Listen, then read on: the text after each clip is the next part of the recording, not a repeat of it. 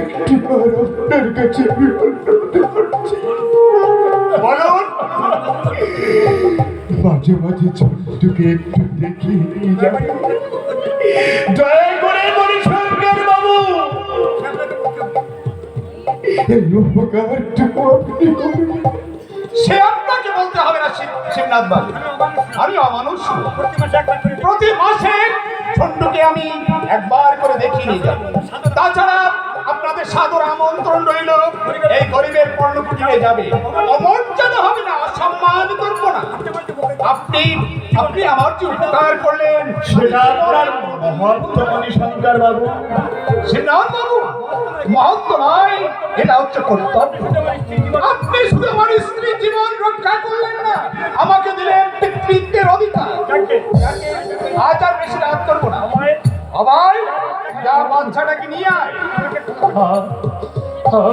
আমাকে আমাকে ক্ষমা করবেন বাবু।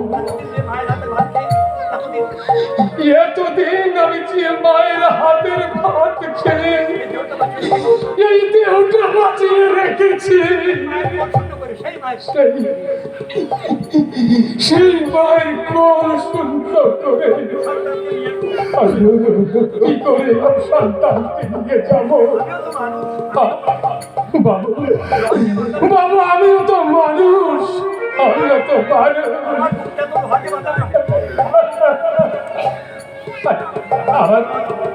আমার এই মুখটা তো লোহা দিয়ে বাঁধানো। আমার অনুরোধ, আমায় যা বাচ্চাটাকে নিয়ে আয়। যাচ্ছি যাচ্ছি বাবু, যাচ্ছি। সেই অপ্রিয় কাজটি করতেই যাচ্ছি, কারণ আমিও চাই আমার কর্তা বাবু, আমার বউরানী এই চরম দারিদ্রের হাত থেকে মুক্তি পায়। আবার আবার হাসি আনন্দে ভরে ওঠো। আমার বউরানীর সংসার, বউরানীর সংসার। এই অসহনীয় দারিদ্র কি করে যে আপনি সহ্য করছেন, এটা আমি বুঝতে পারছি না শিবনাথ। জানেন মণিশঙ্কর বাবু, অবাল্য আদরে আমি ছোটকাল থেকে মানুষ হয়েছি। অভাব কাকে বলে আমার জীবনে কখনো আমি ভেবে দেখিনি। হঠাৎ এক দারিদ্র প্রতি মুহূর্তে আমাকে কত বিক্ষত করে দিচ্ছে মণিশঙ্কর বাবু। এই মনের ভারসাম্যটা আমি রক্ষা করতে পারছি না। জানেন মণিশঙ্কর বাবু, একবার মাঝে মাঝে ইচ্ছে হয় ওই দূরে চলন্ত ট্রেনের পরে ঝাঁপিয়ে পড়ে নতুবা বীজকে শেষ করে দিয়ে আমার এই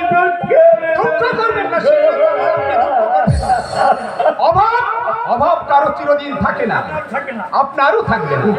যে কটা টাকা আমি আপনাকে দিয়েছি, সেই কটা টাকা দিয়ে আপনি দীপককে লেখাপড়া শিখিয়ে মানুষের মতো মানুষ করুন। ওই ছেলেই আপনার সমস্ত দুঃখ ঘুচিয়ে দেবে। অভয়, ঝন্টুকে নিয়ে আয় রে অভয়, ঝন্টুকে নিয়ে আয় অভয়।